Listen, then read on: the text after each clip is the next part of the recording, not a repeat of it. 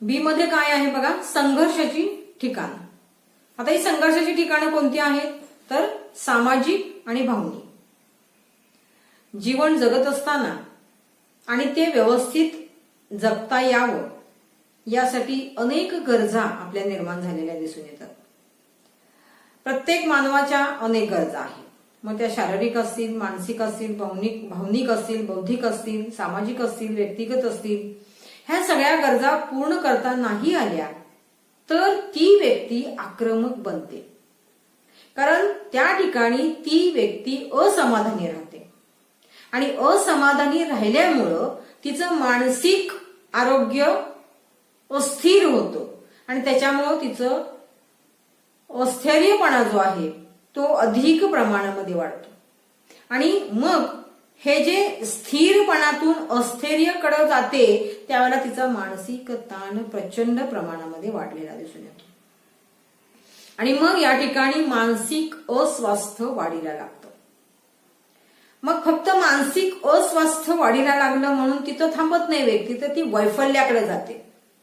वैफल्याकडे एकदा ती व्यक्ती झुकली की मग तिची स्थिती जी आहे ती द्विधा होते आणि मग अशा वेळेला तिला समजत नाही की नेमकं मी आणि ही जी परिस्थिती आहे आणि माझा दृष्टिकोन आहे ह्याच्यामध्ये ताळमेळ तिला घालता येत नाही. आणि अशा वेळेला ती व्यक्ती अनेक माध्यमांचा वापर करते, कारण तिची विकृत गोष्टी करण्याकडे कल झुकलेला असतो. आणि मग अशा वेळेला ही वेगवेगळ्या माध्यमांचा, वेगवेगळ्या साहित्यांचा, वेगवेगळ्या क्षेत्रांचा वापर करायला शिकते. आणि अशा वेळेला जेव्हा ह्या सगळ्या गोष्टींचा वापर ती करते आणि अशा वेळेला झालेला जो मनामध्ये संघर्ष असतो, ह्या संघर्षाला त्याला तोंड देता येत नाही, त्यावेळेला ती व्यक्ती अघोरी कृत्य करते. आणि म्हणून ज्यावेळी 2 किंवा अधिक प्रेरणा मनामध्ये एकाच वेळा निर्माण होतात पण त्या पूर्ण करता येत नाहीत, त्यावेळेला मनामध्ये प्रचंड मोठ्या प्रमाणामध्ये संघर्ष निर्माण होतो. ज्यावेळेला भावनिक गरजा पूर्ण करू शकत नाही त्यावेळेला भावनिक संघर्ष निर्माण होतो. म्हणून सामाजिक बघितलेलं एखादं स्थान आपल्याला मिळत नाही त्यावेळेला मन अस्थिर होतो, कुठेतरी वेगळ्या प्रवृत्तीकडे जातो, आपण वेगळ्या काहीतरी गोष्टी या ठिकाणी योजून ठेवतो ज्या नको आहेत. म्हणजे ती गोष्ट तिथल्या तिथे तुम्ही संपवली तर काहीही करावं लागणार नाही, तुम्हालाही त्याचा त्रास होणार नाही आणि इतरांनाही होणार नाही. पण भावनिकतेच्या दृष्टिकोनातून जर तुम्हाला कुणीतरी या ठिकाणी सारखा अपमान करत असेल, सारखं बोलत असेल, हीन लेखत असेल, त्यावेळेला त्या ठिकाणी भावनिक संघर्ष निर्माण होतो, भावनिक अस्थिरता निर्माण होते. कुठेतरी त्याच्यावरती आपल्या भावनिकतेला तडा जातो आणि मन अस्थिर होतो आणि मग विकृतीकडे तो मानला जातो. आणि ही आपली झाली संघर्षाची 2 ठिकाणं. आता फिशर यांनी काय सांगितलं बघा, 2 किंवा अधिक पक्षांमधील ध्येय व मूल्यांची विसंगतीचे संबंध, परस्परांविषयी एकत्र नियंत्रणाचा प्रयत्न आणि विरोधकांची भावना म्हणजे संघर्ष होय, असं फिशर यांनी सांगितलं. तर डॅनियल काटज यांनी 3 स्तोत्र सांगितलेले आहेत. आता 3 स्तोत्र कोणती सांगितली, तर पहिलं आहे आर्थिक मूल्य अधिकार. त्यामध्ये सामाजिक संघर्ष. संघर्ष ही सामाजिक प्रक्रिया आहे. ते संघर्ष व्यक्तिमध्ये असू शकतील, व्यक्तिगट, समूह, त्याचबरोबर या ठिकाणी समूह आणि व्यक्ती असू शकेल, या प्रकारचे घडत असतात. या संघर्षाचं अंतिम स्वरूप काय होऊ शकतं, तर प्रतिपक्षाला जखमी करणं, एक वेगळ्या प्रकारची हिंसा घडवणं, एक वेगळ्या प्रकारची परिस्थिती या ठिकाणी निर्माण करणं. आणि ह्या सगळ्यांमध्ये या ठिकाणी ह्या सामाजिक संघर्षाचं रूपांतर झालेलं आपल्याला दिसून येतो. हा संघर्ष कशासाठी असतो, तर वर्चस्वासाठी असतो. जेव्हा 2 किंवा अधिक व्यक्ती, समाज आणि तिथल्या चालणाऱ्या ज्या आंतरक्रिया आहेत या वेळेला एकमेका, हा सामाजिक संबंध आहे ज्यामध्ये एखादी व्यक्ती स्वतःच्या हितासाठी अन्य विरोधकांना प्रतिकार करते, त्याचबरोबर समाजातील व्यक्ती आणि समाजातील संबंध आहेत हे नकारात्मक सामाजिक अंतरक्रिया, सामाजिक संघर्षाच्या जागा निर्माण करते. उदाहरणार्थ शेरेबाजी करणे, टीका करणे किंवा शारीरिक छळ करणे, ह्या ज्या सगळ्या गोष्टी आहेत ह्या सामाजिकतेमध्ये आपल्याला घडून आलेल्या दिसून येतात. आता हे जेव्हा या सगळ्या गोष्टी होतात त्यावेळेला काय होतं, तर स्त्री पुरुष यांच्यातल्या असमानता जी आहे या असमानतेमधून सामाजिक भावनिक संघर्ष निर्माण व्हायला सुरुवात होते. मग आता हे संघर्ष काही वेळेला व्यक्तिगत असतात, काही वेळेला सामाजिक असतात. ह्या दोन्हींमध्ये जेव्हा जेव्हा हे वेगवेगळ्या प्रकारच्या आंतरक्रिया होत असतात, ह्या आंतरक्रियांमधूनच ह्या संघर्षाचं मूळ पेरलं जातं. आणि हे सगळं कुठे होतं, तर पितृसत्ताक प्रवृत्तीमध्ये दिसून येतं.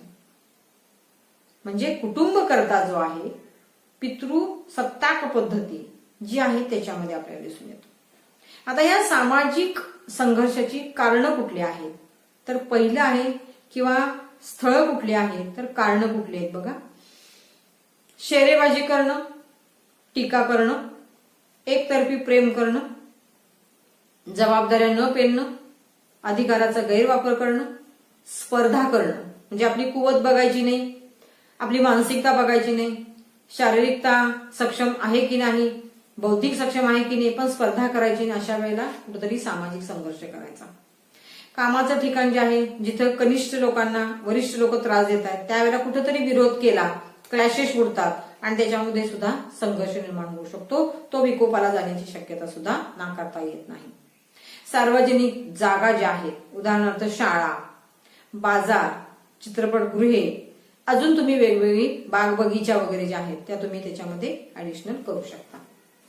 आर्थिक परावलंबन, नातेवाईक किंवा कुटुंबातले ज्या व्यक्ती आहेत, सदस्य आहेत, याच्यात मधून होणारी दडपणूक किंवा दबवून ठेवणं, दबाव आणणं यासारख्या गोष्टी होतात. तिथंही सामाजिक संघर्ष होऊ शकतो. ही स्थळं आहेत, काही कारण आहेत. त्याचबरोबर नैसर्गिक मर्यादा, स्त्री पुरुष असमानतेचा दृष्टिकोन आपल्याकडे बिंबवलेला आहे आणि तो तसाच राहिलेला आहे आणि म्हणून सुद्धा सामाजिक संघर्ष या ठिकाणी निर्माण होतो.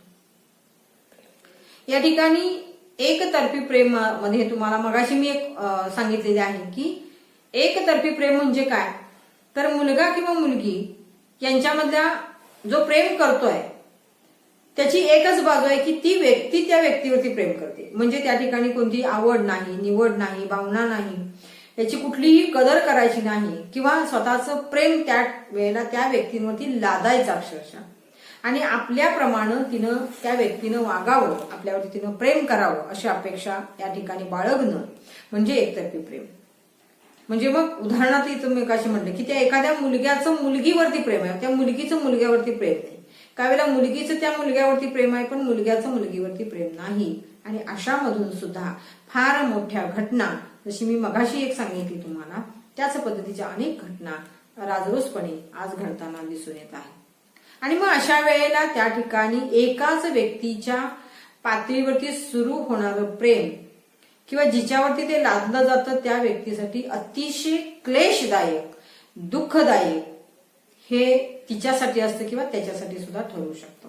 म्हणजे घरातले लोक काही वेळेला त्या मुलग्याला मारणं इथपर्यंत मजल जाऊ शकते. मग या ठिकाणी मानसिकतेचा उद्रेक होतो आणि टोकाची भूमिका या ठिकाणी घेतली जाते, टोकाचा विचार केला जातो. एका पातळीवरती प्रेम करणाऱ्या व्यक्तीच्या डोक्यात अनेक विचित्र गोष्टी येतात. त्यातूनच ऍसिडचे हल्ले या ठिकाणी होत आहेत. त्याचबरोबर या ठिकाणी भर रस्त्यामध्ये त्या जाळणं किंवा तिला पळवून नेणं, तिच्यावरती अत्याचार करणं, बलात्कार करणं, तिला मारून टाकणं, खून, चाकू हल्ले यासारख्या भयानक घटना या एकतर्फी प्रेमातून आपल्याला झालेल्या अनेक वेळेला आपण ऐकलेल्या आहेत, वाचलेल्या आहेत, पाहिलेल्या आहेत. आणि हे जे संघर्ष आहेत हे घडत असतात आणि या संघर्षाला जास्तीत जास्त मुलींना या ठिकाणी तोंड द्यावे लागते, संघर्ष करावा लागतो. या ठिकाणी घराच्या आसपासचा जो परिसर आहे हा सुद्धा ठिकाण आपण म्हणू शकतो. त्याचबरोबर या ठिकाणी शाळा आहे, महाविद्यालय आहे, रेल्वे आहे, बसस्थानक आहे, रस्ते आहेत. तर दीपिका पदुकोण यांनी ती भूमिका केलेला पिक्चर आहे की त्यामध्ये तिच्यावरती ऍसिड हल्ला झालेला आहे.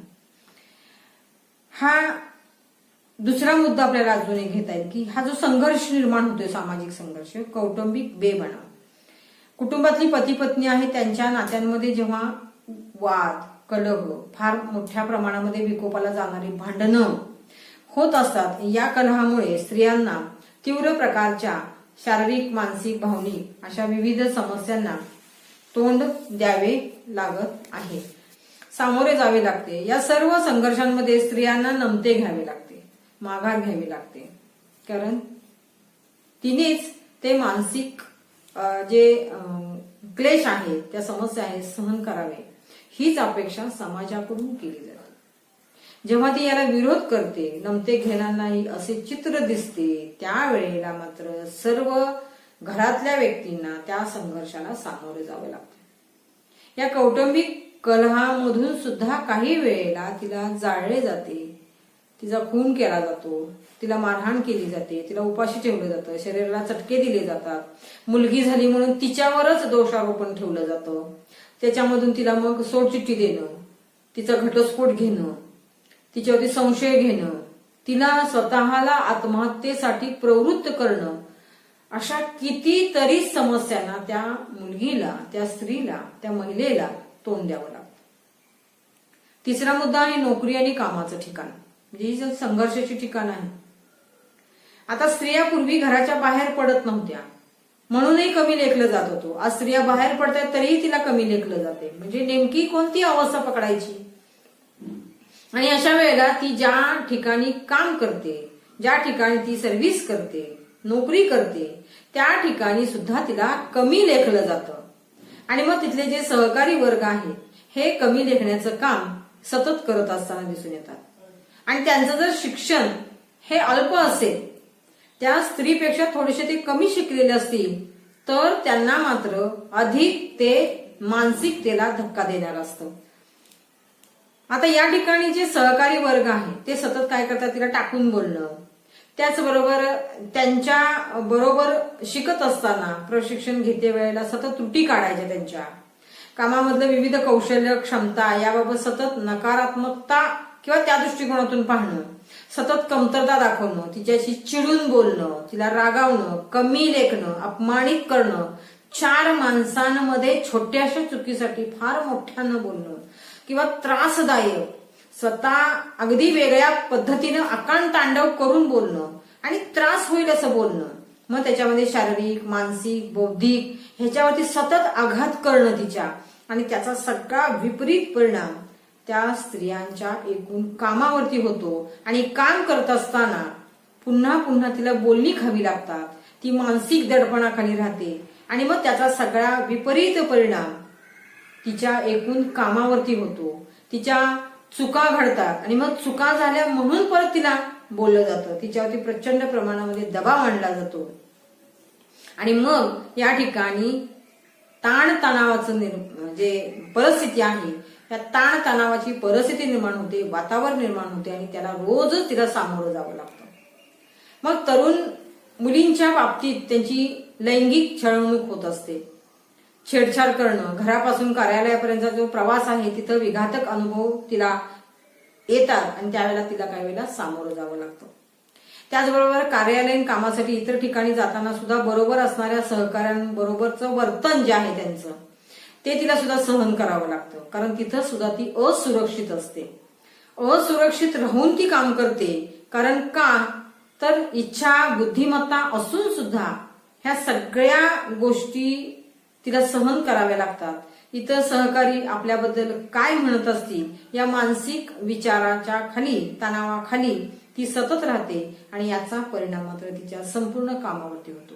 तिची बुद्धिमत्ता असून सुद्धा तिला कमी लेखलं जातं, हीन लेखलं जातं, तिला चार लोकांमध्ये बोललं जातं, मोठ्यांदा बोलायचं, तिचा अपमान जितका करता येईल तितका करायचा, म्हणजे ती कुठेतरी चुकते म्हणून परत तिलाच दोषी धरायचं, परत बोलायचं, आणि ती सगळ्या दबावामध्ये काय होते की स्मरणाकडून विस्मरणाकडे जाते. म्हणजे मानसिकता आपण लक्षात घेत नाही.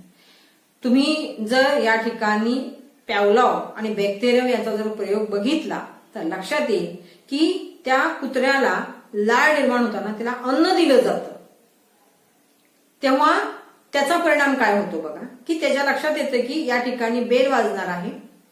त्याचबरोबर या ठिकाणी बेल वाजली की त्या ठिकाणी त्याला अन्न मिळणार आहे हे त्याला माहिती होतं. अन्न न मिळता सुद्धा लाळ त्याची निर्माण होते. आणि दुसऱ्या प्रयोगामध्ये जेव्हा त्याला अन्न मिळणार आहे, बेल होणार आहे किंवा एक रिंग किंवा कळ दाबली जाणार आहे, आवाज होणार आहे, त्यावेळेला त्याला शॉक दिला जाणार आहे. आणि अशा वेळेला तो शॉक जो आहे आणि त्याच्या घशाला कोरड पडणार आहे. हळूहळू ती बेल झाली, त्याच्या लक्षात येतं की मला कुठेतरी शॉक, म्हणजे मला फक्त सांगायचं काय आहे की चांगल्या गोष्टीपेक्षा भीती जी आहे ती मनात अधिक बसते. म्हणून कुठंही गेला, कुणीही असाल तर त्या ठिकाणी कोणाच्याही मनामध्ये भीती निर्माण करू नका. त्याचबरोबर कुठंतरी तिच्यावरती, त्या महिलेवरती अन्याय होईल असंही वागू नका. नोकरीच्या ठिकाणी नोकरीचं स्वरूप जर करार केला असेल तर त्या ठिकाणी कामाच्या ठिकाणी वर्तनविषयक निर्णय यांचा ताण वाटतो, अनिश्चितता असते, तिची टांगती तलवार असते. आणि अशा वेळेला तिला नोकरीची गरज आहे, ती टिकवायला पाहिजे. अनेकदा त्यावेळेला त्यामुळे सुद्धा त्या स्त्रीचं स्त्रीत्व धोक्यात येतं. अनेक प्रसंग कठीण असतात, अशा वेळेला सुद्धा ती उद्भवले तर ती मूकपणानं ती सहन करत असते. कारण तिची आर्थिकता जर चांगली असली तरी किंवा आर्थिकतेचं स्वातंत्र्य मिळत असले तरी कामाच्या ठिकाणी कठोर परिश्रम करावे लागतात. आर्थिक स्वातंत्र्य असले तरी शारीरिक मानसिकतेच्या ओझ्याखालीच ती काम करत असते. ग्रामीण भागांमध्ये बघा तुम्ही, थोड्याशा महिला ज्या आहेत ह्या महिला शेतावरती काम करतायत, म्हणजे पुरुषांबरोबर काम करून सुद्धा त्यांना वेतन कमी दिलं जातं. घरच्या शेतांमध्ये सुद्धा पुरुषांबरोबर ती काम करते पण तिला कुठल्याही कामाचं वेतन दिलं जात नाही. तिला फक्त आणि फक्त राबवूनच घेतलं जातं. अवताच्या बैलासारखी तिची गत केली जाते. शहरी स्त्रियांपेक्षा ग्रामीण स्त्रियांना कमी लेखण्याचं प्रमाण जास्त प्रमाणामध्ये असलेलं आपल्याला दिसून येतं. काही ठिकाणी काम न करणाऱ्या स्त्रिया पण वरिष्ठांच्या पुढे पुढे करणाऱ्या स्त्रियांना जास्त महत्व दिलं जातं. म्हणजे हो मध्ये हो करणं, ना मध्ये ना करणं.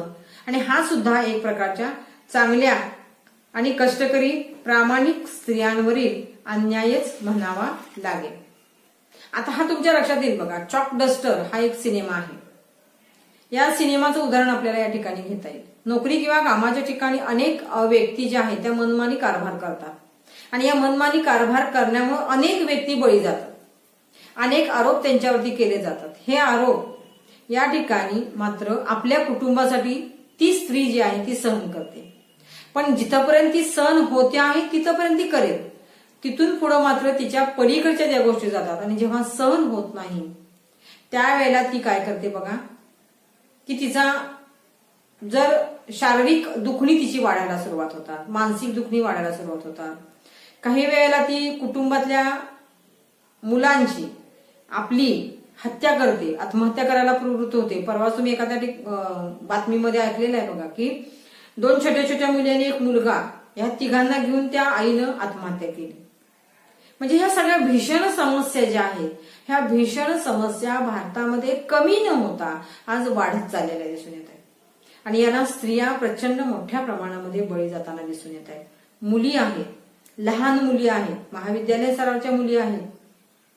स्त्रियांच्यावरील होणारे जे अन्याय आहेत, अत्याचार आहेत, आरोप आहेत, त्यांच्यावरती संशय घेणं, त्यांना वेगळ्या दृष्टिकोनातून पाहणं, ह्या सगळ्यांसाठी कायदे केलेले आहेत. आणि हे कायदे करून सुद्धा वरील संघर्ष आजही कमी झालेले आपल्याला दिसून येत नाहीत. आजही तिला अबला मानलं जातं, असक्षम मानलं जातं, अशिक्षित मानलं जातं, अडाणी मानलं जातं, बुद्धिशून्य मानलं जातं. आणि त्याच प्रकारानुसार तिला वागणूक मिळते. इव्हन ती नोकरी करत असली तरी सुद्धा तिचा येणारा पगार, येणारं वेतन हे घरच्यांकडे घेऊन द्यावं लागतं. कारण त्याच्यावरती सुद्धा तिचा हक्क नसतो. कारण तीच तिची एक जागा आहे हे दाखवण्याचं काम आपण सतत करत असतो. चौथा मुद्दा आहे पुरुष प्रधान मनोवृत्ती. सर्वच ठिकाणी समाजामध्ये पुरुष प्रधान वृत्ती दिसून येते. आज सुद्धा अनेक ठिकाणी, अनेक क्षेत्रामध्ये पुरुषांपेक्षा महिलांनी वर्चस्व प्रस्थापित केल्याचं आपल्याला दिसून येतं. आज त्या उच्च पदांवरती विराजमान आहे. राष्ट्रपती पद असेल, पंतप्रधान पद असेल, अवकाशयान असेल किंवा रिक्षा चालवणं असेल किंवा रेल्वे चालवणं असेल, ह्या सगळ्या गोष्टी बघा, आणि हे सगळं करत असताना ती करती आहे आणि कुठेतरी तिला एक स्थान निर्माण होतोय, आणि हेच पुरुषांना खटकतं. कारण आज आपल्यापेक्षा वरिष्ठ पदावरती स्त्री काम करते. तिच्या हाताखाली काम करणं त्यांना अपमानाचं वाटतं किंवा अपमानास्पद वाटतं, कमीपणाचं वाटतं, त्यांचा इगो दुखावतो, आणि अशा वेळेला ते सहन होत नाही. त्यामुळे सुद्धा त्या स्त्रियांच्या अधिकाराबाबत पुरुष काय करतात, पुरुष कर्मचाऱ्यांच्या मनामध्ये एक प्रकारची त्यांच्याविषयी चीड असते, राग असतो, क्लेश असतो, क्रोध असतो, आणि हे सगळं बाळगून ते काय करत असतात, त्या ठिकाणी अधिकार पदावर एखादी जर स्त्री असेल तर तिच्या आदेशाचं पालन करायचं नाही, तिला उलट उत्तरं द्यायची, चारित्र्यावरून संशय घ्यायचा, वर्तनाबाबत उगीच अफवा पसरवायच्या, जास्तीत जास्त तिला मानसिक, शारीरिक, बौद्धिक त्रास द्यायचा, तिचं नुकसान करायचं, तिला हानी पोचवायची, आणि ही हानी झाली की मग समाधान व्यक्त करायचं. म्हणजे किती अघोरी कृत्य आहे, आणि कशात समाधान मानू शकतात बघा. ही मनोवृत्ती आपण कमी केली पाहिजे. आता ही कमी कशी करायची, तर आपण दुसऱ्याला सांगतो ना की कमी कशी करायची वगैरे, नाही, सुरुवात आपल्यापासून करायची. म्हणून स्त्रियांनी काय करायला पाहिजे बघा, तुझं अस्तित्व तुला जर सिद्ध करायचं असेल, टिकवायचं असेल, पुढे न्यायचं असेल, प्रगतीपथावर राहायचं असेल, तर तू पहिली कणखर बन. तुझा आत्मविश्वास तुझ्या मनामध्ये निर्माण कर. ज्या ज्या वेळी या मनोवृत्तीला खीळ बसेल त्या वेळेला या पुरुष मनोवृत्तीला आळा बसल्याशिवाय राहणार नाही. आणि अशा वेळेला या ठिकाणी तिनं स्वतः विविध प्रशिक्षण घेतली पाहिजे.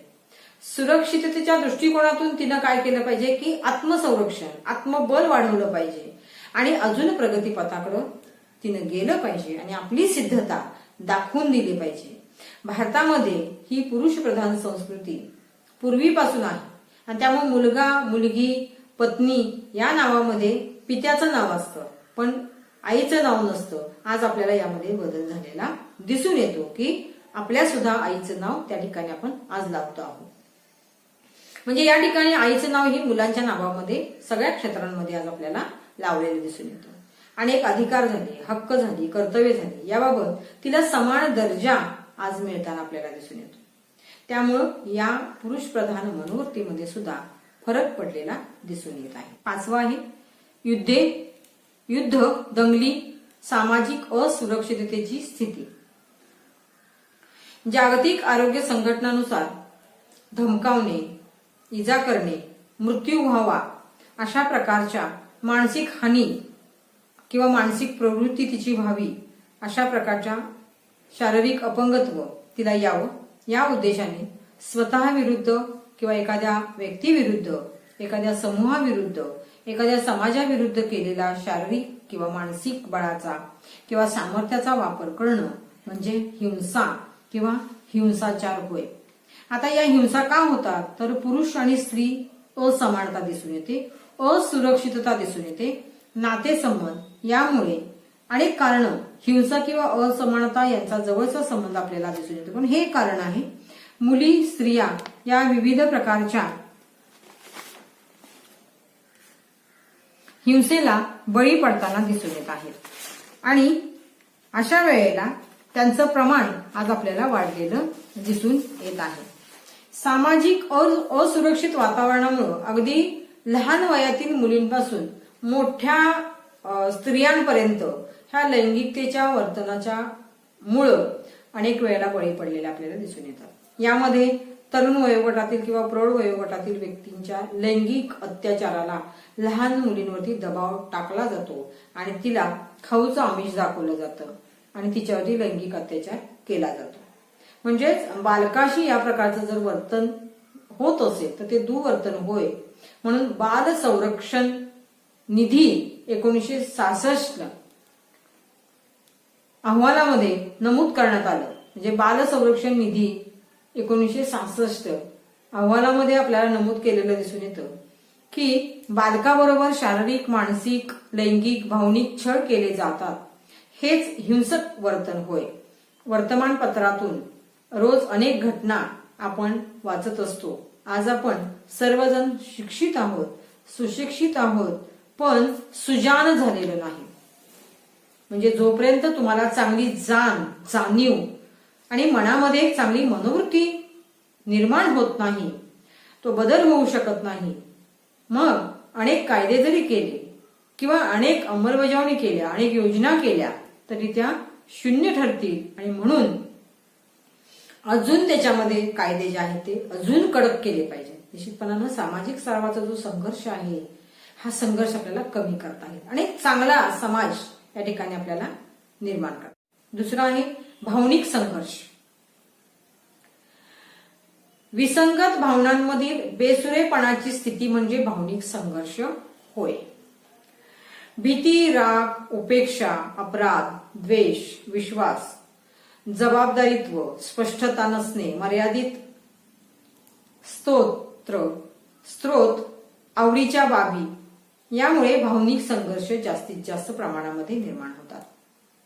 परिस्थितीशी संबंधित विभिन्न व परस्पर विरोधी भावनांची एकाच वेळी उपस्थिती, ज्यामुळे परिस्थितीला सामोरे जाणे त्रासदायक ठरते, त्यावेळी भावनिक संघर्ष निर्माण होतो. नोकरी करणाऱ्या स्त्रियांना या प्रकारच्या संघर्षांना अधिक प्रमाणामध्ये तोंड द्यावे लागते. हा संघर्ष अनेक बाजूनी वेढलेला आहे. उदाहरणार्थ, एकाच वेळी घरातली सगळी कामे त्या स्त्रीनं करणं, नोकरी करत असताना ह्या ज्या जबाबदाऱ्या आहेत, ह्या जबाबदाऱ्या पार पाडताना मनामध्ये कुठंतरी संघर्ष निर्माण होतो. एक भूमिका निभावत असताना दुसऱ्या भूमिकामध्ये होणारा संघर्ष आणि त्याच्यातून घडणारं वर्तन, या सगळ्याचा परिणाम एकूण भूमिकेवरती होत असतो आणि तिथं निर्माण होतो भावनिक संघर्ष. म्हणजे घरातीलही जबाबदाऱ्या आणि परत नोकरीवरल्या जबाबदाऱ्या, हे दोन्हीही पार पाडताना, दोन्ही निभावताना तिच्या मनामध्ये कुठेतरी एक संघर्ष निर्माण होतो. पुढचा मुद्दा आहे मानवाच्या जीवनामध्ये अनुभवाच्या संपन्नतेला जे महत्व आहे, तेच भावनांच्या समृद्धीला असलेले दिसून येतं. भावनिकता ही व्यक्तीच्या आचार आणि विचारांना मार्ग दाखवणारी एक प्रक्रिया आहे. मानसशास्त्रज्ञांच्या मते व्यक्तीचं वर्तन हे तिच्या स्वतःच्या व इतरांच्या हिताचे असते, यासाठी तिचे भावनिक जग समृद्ध असले पाहिजे. त्यातूनच सुसमायोजन होऊन तिचे एक प्रभावी व्यक्तिमत्व त्या ठिकाणी निर्माण होऊ शकतं किंवा ते प्रभावी व्यक्तिमत्व तयार होतं. पुढचा मुद्दा आहे भावनिकतेला जसे व्यक्तीच्या जीवनात महत्वाचं स्थान आहे आणि त्यामधूनच निर्माण होणारे संघर्षही मोठे आहेत, त्यामुळे सुद्धा संपूर्ण जीवनाची दशा आणि दिशा बदलू शकते. कारण व्यक्ती ही बुद्धिमान प्राणी आहे. यातूनच भावनिकतेच्या व्यक्तीच्या जीवनातील त्या भावनिकतेचं जे स्थान आहे ते त्या ठिकाणी स्पष्ट होतं आणि त्यातूनच स्पष्ट होणारे संघर्ष सुद्धा तुम्हाला दिसून येतात.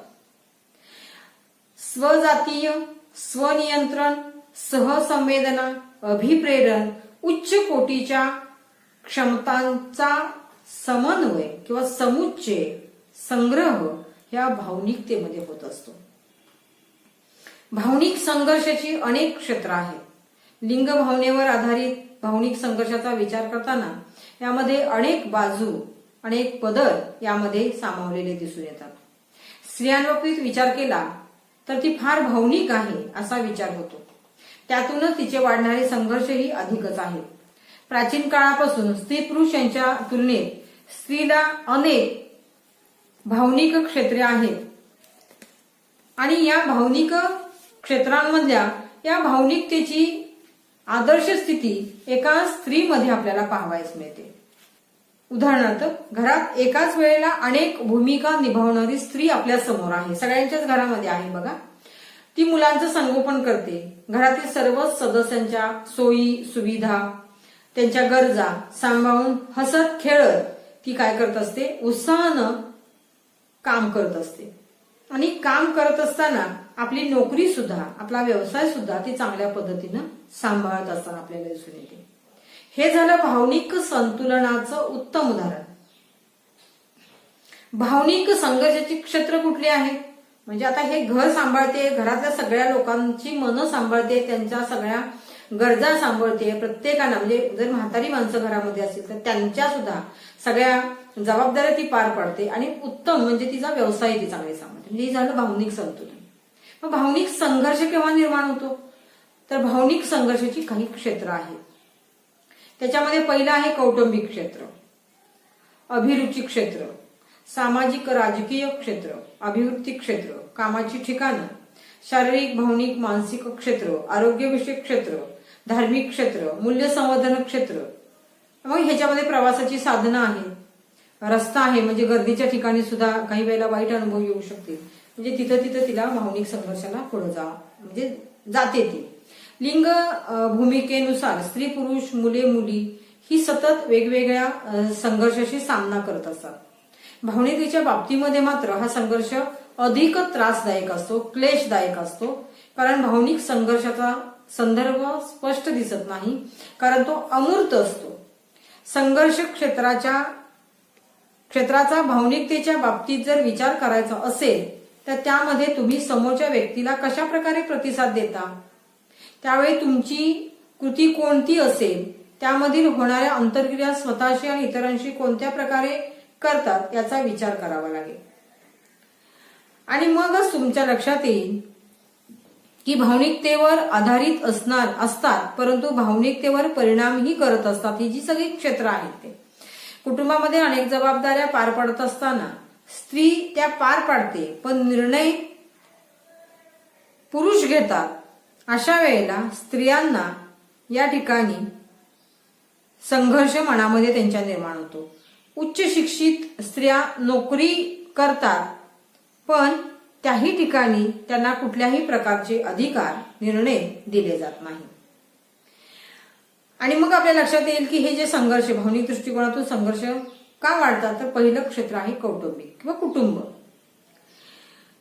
कुटुंबामध्ये स्त्रीला सगळ्यात महत्वाची व्यक्ती असून सुद्धा तिला सगळ्या बाबतीमध्ये सगळेजण दुर्लक्षित करतात, इग्नोर केलं जातं. आजही आपणास ह्या सगळ्या गोष्टी अनेक कुटुंबांमध्ये आपल्याला असलेल्या दिसून येतात. समाजाचा सुद्धा ती एक अविभाज्य घटक आहे. प्रत्येक समाज किंवा प्रत्येक कुटुंब यांनी काय करायला पाहिजे की आपापल्या घराची प्रथा, परंपरा, नियम, संस्कृती, इतर बाबी ह्या सगळ्यांच्या वेगवेगळ्या असतात आणि ह्या सगळ्यांच्या वरील सर्व बाबींचं जतन स्त्रियांकडं अलिखितपणे येतं. आपल्या भावनांचा त्याग करणं ही भावना लिंग भावानुसार तिच्याकडे येते किंवा हे पूर्वीपासूनच समाजाने ठरवलेली दिसून येतात. कुटुंबातील सर्व सदस्यांच्या भावनांचा विचार तिला करावा लागतो. त्यावेळी स्वतःच्या भावनेला थोडासा तिला काय करावा लागतो, बाजूला ठेवावं लागतं, तिथं समायोजन करावं लागतं. आणि यामध्ये पुरुषांचा सहभाग व पुढाकार हा अधिक जास्त असलेला आपल्याला दिसून येतो. अरिस्टॉटलच्या मतानुसार आपल्याला असं सांगता येईल की भावनिकतेचे समायोजनाचे उत्तम उदाहरण म्हणजे महिला आहे, कारण संघर्षमय वातावरणामध्ये सुद्धा त्या सहजतेने ते संघर्षमय वातावरण पेलतात. पुरुषांच्या बाबतीत मात्र त्यांची ही तीव्रता कमी अधिक असते. व्याप्ती, मर्यादा ह्या वेगवेगळ्या असतात. म्हणजे तुमच्या लक्षात आलं असेल की प्रत्येक कुटुंबामध्ये कितीही मोठी संकट येऊ देत, ही संकट ती फार मोठ्या धीरानं पेलते, शांतपणे पेलते, हे दिसून येतं आणि तरीही संघर्ष होतात. अभिरुची क्षेत्र, ह्या संघर्षांमध्ये अभिरुची क्षेत्रांमध्ये 3 प्रकार मानसशास्त्रज्ञांनी सांगितलेले आहेत. पहिला संघर्ष आहे हवे हवे संघर्ष, 2 नंबरला आहे नको नको संघर्ष आणि तिसरा आहे हवे नको संघर्ष. आता उदाहरणार्थ बीएड साठी प्रवेश मिळाला, तो घेत असताना पीएचडी साठी सुद्धा आपण ऍप्लिकेशन केलेलं होतं, त्याही ठिकाणी प्रवेश मिळाला. आणि अशा वेळेला दोन्हीही क्षेत्र तितकीच महत्वाची आहेत. अशा वेळेला जेव्हा एकाची निवड करत असताना दुसऱ्याला कुठेतरी डावलताना दुःख होतं, क्लेश होतो, संघर्ष करावा लागतो. आणि हा संघर्ष म्हणजे हवे हवे संघर्ष. दोन्हीही आपल्याला आवश्यक आहे. म्हणजे व्यक्ती समोर एका वेळेला 2 गोष्टी तितक्याच तीव्रतेने तितक्याच महत्वाच्या असतात, पण त्यामधून एका गोष्टीची निवड करणं आवश्यक असतं. त्यावेळेला मनामध्ये जेव्हा निर्माण होणारा जो संघर्ष आहे त्या संघर्षाला आपण हवे हवे संघर्ष म्हणतो. उदाहरणार्थ घरातली मुलं बाहेरच्या शिक्षणासाठी म्हणजे पुढच्या शिक्षणासाठी बाहेर राहणार असतील तर त्यांच्याजवळ राहून आपण त्यांना जेवण खाणं घालावं असं आईची इच्छा असते. पण त्याच वेळेला कुटुंबामध्ये सुद्धा बाकीचे सगळे सदस्य असतात, त्यांची सुद्धा देखभाल करणं, त्यांना सुद्धा या ठिकाणी सगळ्या व्यवस्थितपणानं देणं, ह्या सगळ्या गोष्टी आवश्यक असतं. अशा वेळेला दोन्ही गोष्टींमध्ये एका गोष्टीची निवड तिला करावी लागते. उदाहरण तुम्ही अजून त्याच्यामध्ये वाढवू शकता. उदाहरणार्थ या ठिकाणी अजून आपल्याला घेता येईल की मुलगा मुलगी यांना पुढील शिक्षणासाठी नोकरीसाठी जर जायचं असेल तर त्यावेळेला सुद्धा जर घरी आई आजारी असेल तर तिची देखभाल करणं सुद्धा महत्वाचं आहे. या ठिकाणी पुढील शिक्षण घेणंही महत्वाचं आहे. अशा वेळेला सुद्धा कुठली तरी एक गोष्ट आपल्याला निवडावी लागते. तोही संघर्ष तुमचा हवे संघर्षांमध्ये येतो. तुम्ही सुद्धा अजून वेगवेगळी उदाहरणं याच्यामध्ये घेऊ शकता. पुढचा मुद्दा आहे नको नको संघर्ष. समोर दोन्हीपैकी दोन्ही गोष्टी आपल्याला नको असतात. इकडे आड आणि तिकडे विहीर. माहेरी जाणंही नको असतं आणि सासरी राहणंही नको असतं. विज्ञान क्षेत्र नको आहे पण गणिताच्या अभ्यासाची सुद्धा भीती आहे. पण अशा वेळेला ह्या दोन्ही गोष्टी घेऊन आपल्याला पुढे जाणं गरजेचं आहे. दोन्ही गोष्टी आपल्याला नको आहेत. नको नको संघर्षांमध्ये समोरील कोणतीच गोष्ट आपल्याला नको असते. स्त्रियांना जर सासरची मंडळी त्रास देत असतील, तिचा छळ करत असतील, पण सासरी आपल्याला राहायला नको आहे, पण माहेरी सुद्धा याच्या पलीकडे जास्त वागणूक चांगली मिळेल अशी सुद्धा त्या स्त्रीला शाश्वती नसते. आणि अशा वेळेला दोन्हीकडेही जाणं अडचणीचं आहे. अशा वेळेला तिथं तिचा होणारा जो संघर्ष आहे तो नको नको संघर्ष असतो. यामध्ये मात्र तिच्या स्वतःच्या आवडीचा मात्र कुणीही विचार करत नाही आणि तिच्या मनामध्ये एक संघर्ष निर्माण होतो, तो म्हणजेच नको नको संघर्ष. आता हवे नको संघर्ष म्हणजे तुमच्या लक्षात आलं असेल, एक हवा आहे एक नको आहे. तिथं मनामध्ये संघर्ष निर्माण होतो. या संघर्षावेळी व्यक्तीसमोर एक गोष्ट हवी आहे आणि दुसरी नको आहे. आता 10वी झालेली आहे, सायन्सला जायचंय, पण त्यामधील विषयाचा अभ्यास आपल्याला पेलणार नाही, नको आहे आणि मनामध्ये संघर्ष निर्माण. आणि विज्ञान सायन्सला गेल्याशिवाय आपल्याला पुढे जाता येणार नाही. अशा वेळेला हवे आणि नको अशा दोन्हींमध्ये जो भावनिक संघर्ष निर्माण होतो याला आपण हवे नको संघर्ष म्हणतो. आणि जी वरील क्षेत्र आहे ही अभिरुचीच्या क्षेत्राशी निगडीत आहे, आवड, आणि म्हणून हे क्षेत्र सुद्धा या संघर्षाला कारणीभूत ठरतं. सामाजिक क्षेत्र. प्राचीन काळापासून हा संघर्ष सुरूच आहे. समाज गतिमान होत गेला, संघर्षाचा कालखंड सुद्धा वाढत राहिला. सामाजिक क्षेत्र हे संघर्षाचं माध्यम बनलेलं आपल्याला दिसून येतं. जाती, धर्म आणि ह्यानुसार मग मुलगा मुलगी एक भिन्न सामाजिक आवरणच आपण तयार केलं आणि या क्षेत्रामध्ये एक दबाव आणला आणि ते दबाव आणून ते वातावरण आपण काय केलं, तयार केलं. ते वातावरण म्हणजे लिंगभाव दृष्टिकोन किंवा लिंग भावासाठी तयार केलेलं एक वातावरण. मग या ठिकाणी समाज मुली मुले स्त्री पुरुष यांच्या भावनिकतेवरती एक प्रकारे नियंत्रण ठेवत असते. ज्या ज्या समाजामध्ये ज्या ज्या स्त्री परंपरा आहेत त्यानुसारच सर्वांचं वर्तन घडलं पाहिजे हे ठरवण्यात येतं. सामाजिक क्षेत्राप्रमाणे वागत असताना अनेक संघर्ष तयार होतात. या संघर्षांना समाजाच्या नियमानुसारच वागावे लागते. यावेळी भावनिक संघर्ष वाढतो आणि त्यामधून अनेक विघातक कृत्ये घडतात. प्राचीन काळापासून याच गोष्टी आपल्याला परिचित आहेत. भिन्नता ही संकल्पना लिंग भावाबाबत असलेली दिसून येते. अनेक गुन्हे घडत आहेत. या गुन्हेगारांना शासन हे त्या समाजातील नियमानुसार दिले जाते. काही ठिकाणी समाजातील गुन्हे करणाऱ्यांना पाठबळामुळं सोडलं जातं आणि त्याचाही विपरीत परिणाम सुद्धा पुन्हा अनेक गुन्हे करण्यासाठी ती व्यक्ती प्रवृत्त होते आणि ती अधिक क्षमतेने तयार होते.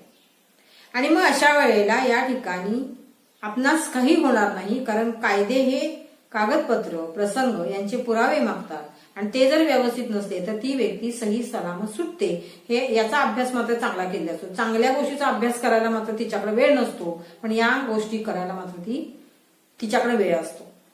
आणि अशा वेळेला आपण त्याच्यातून सगळ्यातून वाचणार आहोत आणि ह्या सगळ्या गोष्टी आपण काय करतो, वर्तमानपत्रांमधून आपण बघतो. हा अन्याय झालेली व्यक्ती मात्र असुरक्षित राहते. त्यानंतर विविध मार्गाने तिच्यावरती दबाव आणला जातो, तिला त्रास दिला जातो, न्याय मिळत नाही, पण शोषण मात्र अधिक वाढत जातं आणि त्यांच्यावर अधिक दबाव या ठिकाणी आणला जातो. सत्य असत्याची जी कास आहे, सत्याऐवजी असत्याची कास या ठिकाणी धरली जाते. 4 नंबरचा आहे अभिवृत्ती क्षेत्र. अभिवृत्ती म्हणजे दृष्टिकोन. भारतामध्ये पितृसत्ताक पद्धती आहे. लिंग भावाभावाचे संबंध अधिक क्लेशदायक आपल्याला असलेले दिसून येतात किंवा अधिक ते बनतात. स्त्रियांकडे बघण्याचा जो दृष्टिकोन आहे मुळातच तो निकृष्ट पद्धतीचा आहे. 4 नंबरचं क्षेत्र आपण बघतोय अभिवृत्ती क्षेत्र. भारतामध्ये पितृसत्ताक पद्धती असल्यामुळं लिंग भावाबाबतचे संबंध अधिक क्लेशदायी बनलेले आपल्याला दिसून येतात. कारण स्त्रियांकडे पाहण्याचा जो दृष्टिकोन आहे तो मुळातच तिच्याकडे निकृष्ट पद्धतीचा म्हणूनच मांडला गेलेला आहे. त्यामुळे एक दासी म्हणून तिच्याकडे पाहिलं जातं.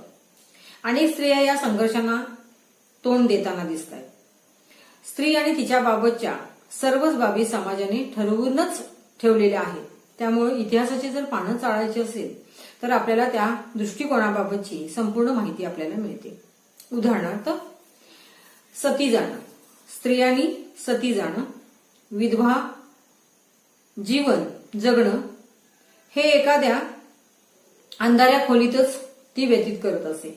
अशा स्त्रियांना कोणत्याही सुखसोयी दिल्या जात नसत. तिच्यापासून म्हणजे त्या सुखसोयींपासून तिला वंचित ठेवलेलं जात असे.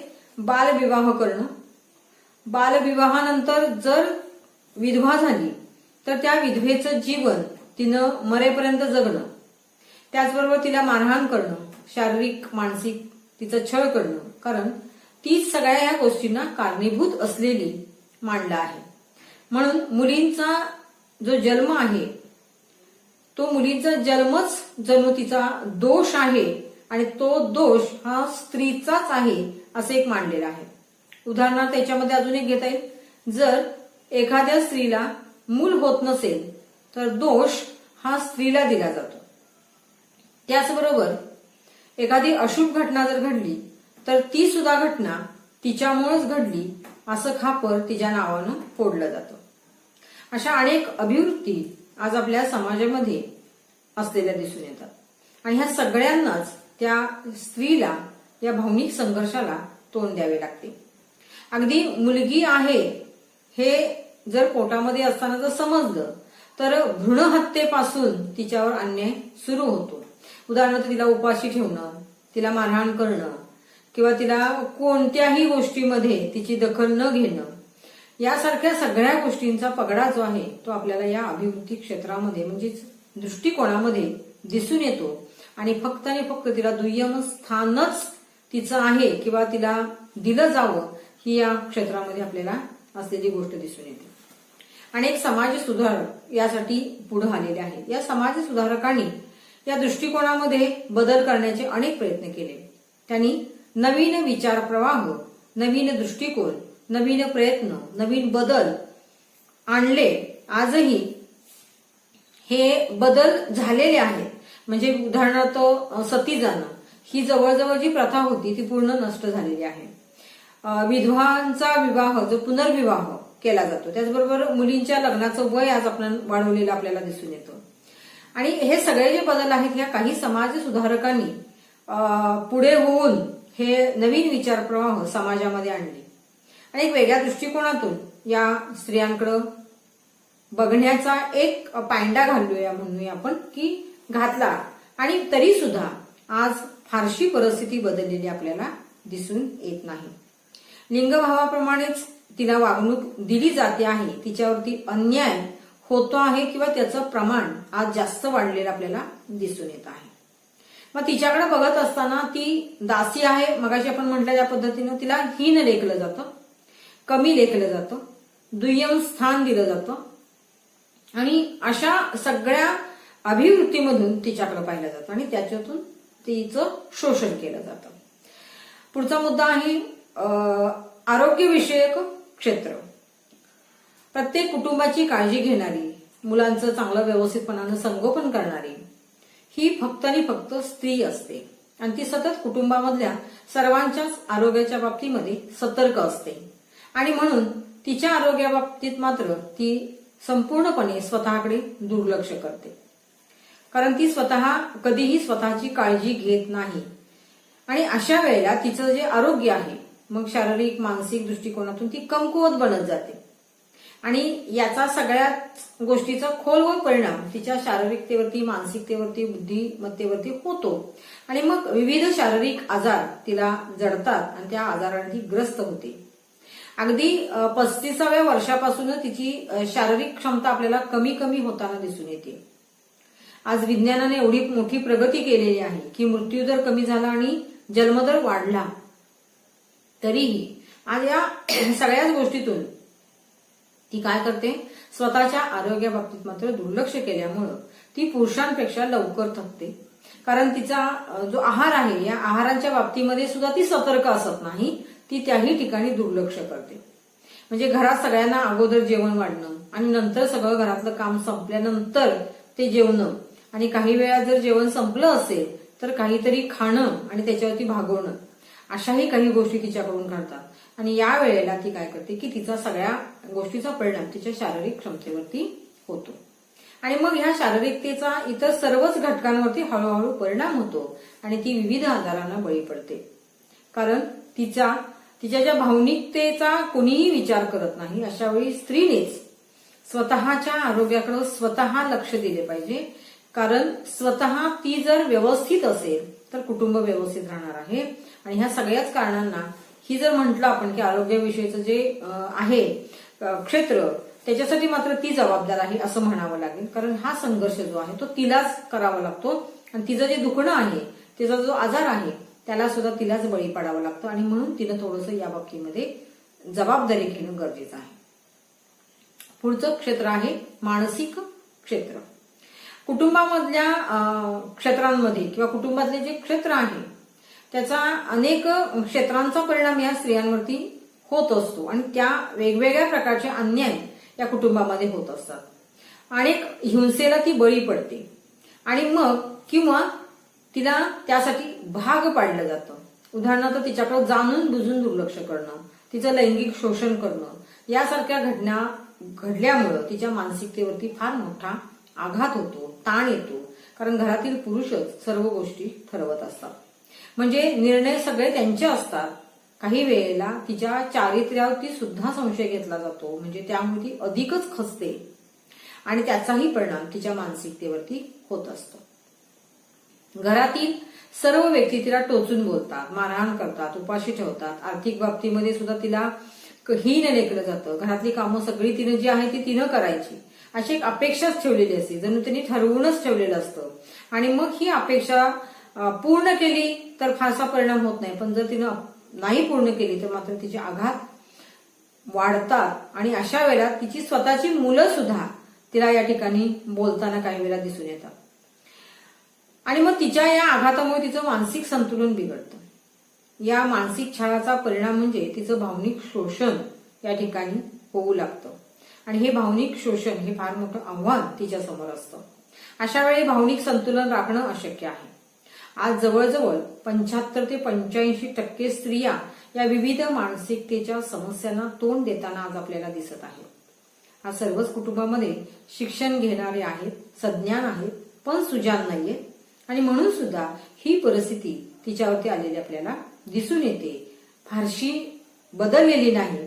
आणि म्हणून शिक्षित कुटुंबामध्ये सुद्धा याचं प्रमाण आपल्याला जास्त असलेलं दिसून येतं. आणि या समस्यांवरती अनेक संशोधकांनी संशोधनं केलेली आहेत आणि त्यांना या समाज सुधारकांना किंवा या ठिकाणी ज्या संशोधकांनी संशोधन केलेलं आहे, अशा वेळेला कुटुंबामध्ये जे आघात झालेले आहेत हे त्या स्त्रियांवरील आघातांच्या प्रमाणामध्ये कुटुंबातले आघात हे फार मोठे आहेत असं यांना दिसून आलेलं आहे आणि ते आज वाढत आहे. आणि आज आपण बघतो की टीव्ही असेल, वृत्तपत्रे असतील, रेडिओ असेल, या ठिकाणावरून सुद्धा आपल्याला या प्रकारच्या घटना घडत असताना, अनेक प्रसंग घडत असताना दिसून येतात. काही कुटुंबात मुली झाल्या म्हणून त्यांचे शोषण करणे किंवा त्या पुरुषांचे दुसरे लग्न करून देणे, दोष मात्र स्त्रियांच्यावरती लादला जातो. उदाहरणार्थ जर तुम्ही आत्मविश्वास पिक्चर बघितला असेल तर त्याच्यामध्ये पण आहे बघा की ती सगळ्यांचं घरातलं काम करते. म्हणजे मुलगी असेल, सून असेल, मुलगा असेल, नवरा असेल, ह्या सगळेजण तिला सतत काम सांगत असतात. पण तिच्या गोष्टींची किंवा तिच्या मनाची कुचंबना जी होती ती कुणीही बघत नाही. पण तिची एक मैत्रीण अशी भेटते की ज्याच्यातून ती व्यक्तिमत्वाची बदल करते आणि मग त्याच्यातून एक आत्मविश्वास जागृत होतो. आणि म्हणून मानसिकतेमध्ये सुद्धा हे क्षेत्र आणि त्याच्यावरती प्रभुत्व मिळवणं किंवा त्याच्यावरती मात करणं हे स्त्रियांनीच केलं पाहिजे. पुढचा मुद्दा आहे धार्मिक क्षेत्र. प्रत्येक समाजामध्ये धार्मिकतेला पूर्वीपासूनच महत्वाचं स्थान असलेलं आपल्याला माहीत आहे. पण धर्माबाबत चुकीच्या कल्पना मात्र प्रत्येकानेच ठरवलेल्या आपल्याला दिसून येतात.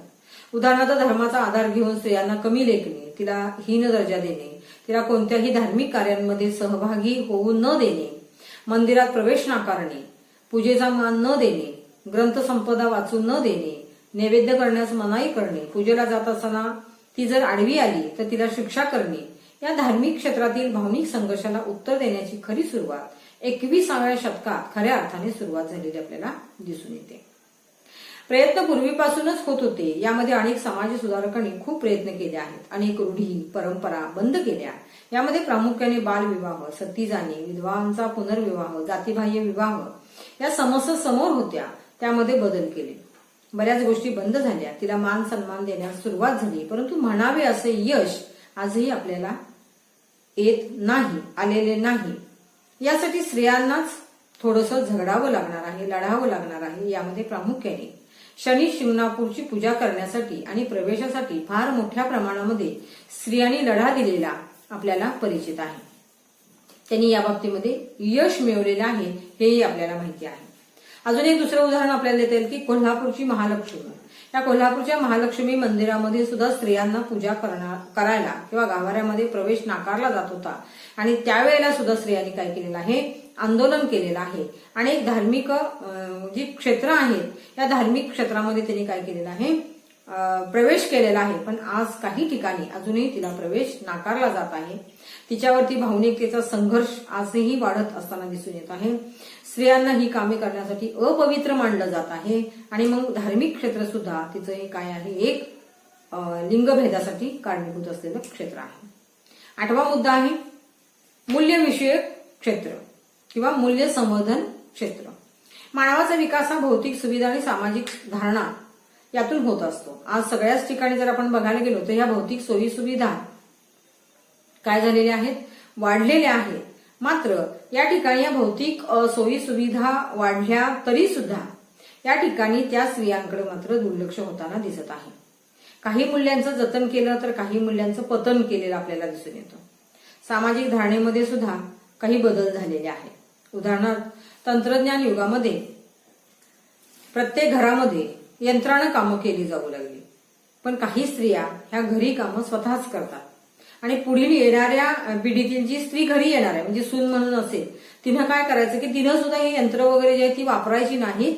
तिनं ती कामं स्वतःच्याच हाताने करायची आणि तो जो वेळ आहे तो कामामध्ये घालवायचा, अशी ती पिढी गृहीत धरते, अट्टहास करते. आणि त्यामुळे सुद्धा ही भावनिक अभिव्यक्ती आहे. त्यामध्ये त्या ठिकाणी मूल्य जे आहे म्हणजे काहीतरी मूल्य ठरवून घेतलेले आहेत की आमच्या घरामध्ये या सगळ्या गोष्टी, आणि त्याच्यामधून सुद्धा काही संघर्ष निर्माण होतात.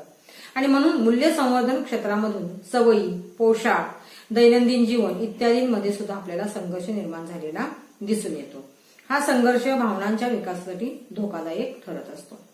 पुढचा मुद्दा आहे प्रवासाची साधनं. आज महिला वर्ग मोठ्या प्रमाणामध्ये नोकरीसाठी बाहेर पडताना आपल्याला दिसतोय.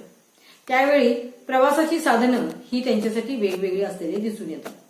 त्यामध्ये रिक्षा असेल, बस असेल, एसटी असेल, रेल्वे असेल, विमान असेल, यासारख्या सगळ्याच या प्रवासाच्या साधनांचा उपयोग ती करत असते.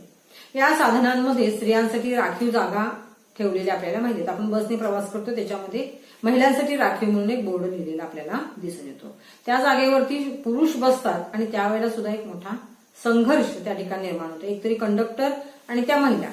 मग अशा वेळेला या ठिकाणी पुन्हा प्रवासाच्या साधनांमधून सुद्धा संघर्ष आपल्याला दिसून येतो. म्हणून प्रवासाचं साधन हे सुद्धा क्षेत्र काय आहे, संघर्ष निर्माण होणारा कारणीभूत असलेलं क्षेत्र आपल्याला दिसून येतं. गर्दीत महिला जर उभा राहिली असेल तर त्या गर्दीतल्या महिलांशी लगट करणं किंवा त्यामधून सुद्धा वेगवेगळे संघर्ष या ठिकाणी निर्माण होतात. आणि पुढचा मुद्दा आहे रस्ता. रस्त्यावरून चालताना गर्दी असते, आणि अशा वेळेला गर्दीच्या ठिकाणी अनेक वेगवेगळे वाईट अनुभव महिलांना येतात. उदाहरणार्थ मुद्दाम धक्का मारणं, ढकलाढकली करणं, स्त्रियांचे दागिने पळवणं. दागिने पळवणारे जे असतात ते गाडीवर असतात आणि अशा वेळेला काय करतात की शरीराला स्पर्श करणं, या सगळ्या घटनेमुळे त्यांच्या सुरक्षेचा प्रश्न आज काय झालेला आहे, निर्माण झालेला आहे आणि एक भीती निर्माण झालेली आहे. यासारख्या सगळ्या गोष्टी किंवा यासारख्या सगळ्या प्रसंगांपासून सुटका होण्यासाठी अनेक जी पोलीस पथकं आहेत, ही पोलीस पथकं साध्या ड्रेसवर किंवा सिव्हिलवर फिरून ते काय करतात, ते अशा लोकांना शोधत आहेत. आणि अशा वेळेला जर कोण छेड काढत असेल तर त्यावेळेला त्या ठिकाणी काय केलेलं आहे, अनेक ठिकाणी आता तुम्ही जर रिक्षात बसला तर रिक्षामध्ये बसल्यानंतर त्या ऑटोमध्ये काही हेल्पलाईन नंबर दिलेले आहेत. मग या ठिकाणी त्यांनी काय करायचं आहे, त्या ठिकाणी ते फोन करायचे आहे आणि मदत तुम्हाला त्या ठिकाणी त्वरित मिळणार आहे. उदाहरणार्थ भर रस्त्यातून काही मुले एका मुलीला छेडत असतात, त्यावेळेला ती काय करते, ती फोन नंबर फिरवते, त्वरित मदत देणारं पथक येत असतं आणि त्यावेळेला त्या मुलीला ते काय करतात की सूचना देतात की तू तशीच चालत चालत राहा आणि काही अंतर राखून ती मुलं तिच्या पाठीमागून येत असतात. ज्यावेळेला ती लिंक असते की त्या एका पोलीस पथकांना तिने फोन केला असतो, तो पुढच्या पोलीस पथकापर्यंत म्हणजे तिकडून पण पोलीस पथक येतं आणि मागूनही पोलीस पथक आणि चारही बाजूकडून तिला काय केलं जातं, त्या ठिकाणी त्या एरियामध्ये त्या चौकटीला म्हणूया आपण किंवा ती जी मुलं असतात त्या मुलांना त्या ठिकाणी पकडलेलं दाखवलेलं आहे किंवा आहे, हे घडतं आहे. मग हे जे सगळं जर असेल तर या ठिकाणी त्या मुलीनं किंवा त्या महिलेनं काय करायला पाहिजे, या प्रकारचा एक उपाय हा नेहमी सतत ठेवला पाहिजे. दुसरं आहे की ज्या ठिकाणी मुलींची छेड काढली जाते असं दिसतंय त्याला जर चित्रीकरण केलं तर मुलं ही रेड हँड पकडली जातात किंवा जे कुणी दोषी असतात ती पकडली जातात आणि त्यांच्यावरती सुद्धा कारवाई होते. अजून एक तुम्हाला उदाहरण सांगता येईल की अगदी आसपासच्या परिसरामध्ये घडतं की महिला सकाळी कचरा टाकायला जातात आणि त्याच वेळेला ह्या गोष्टी जास्त प्रकारे घडतात की त्यांना ढकलून दिलं जातं. मग तिथं वयोवृद्ध महिला असतील किंवा या ठिकाणी आजारी महिला असेल किंवा काही असेल, तो कुठलंही म्हणजे त्या कोणत्या अवस्थेत आहे हेही बघितलं जात नाही.